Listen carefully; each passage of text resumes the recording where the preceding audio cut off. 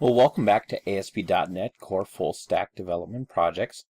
In this video, we're going to begin the core basis of our new flight and hotel booking app, and we're going to build the backend first. So this video, just like in our very first video, creating an ASP.NET Core Web API project. Now, this is going to be the API for our flight and hotel booking app. So let's get started.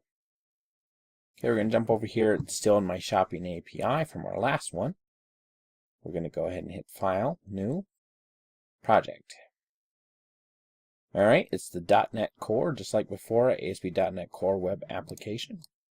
I'm going to overwrite this and call it something interesting. Let's call it Flight. And alright, we're going to stick with the API. I like using the API from the get-go. We'll hit OK. Okay, once again, we can look over here and see flight and hotel. We should already have a values controller that returned a couple values. Let's just go ahead and power it up. Should see a couple values coming back from the current controller that is there.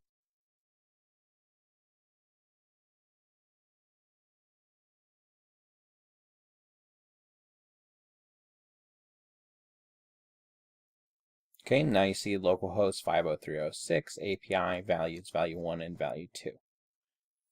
Alright, so we have created our ASP.NET Core Web API project, and if you want to, we'll go ahead and look at a little code here, just for the fun of it. And that is the current controller. We will be building our own specific controller, using this kind of as our template or model.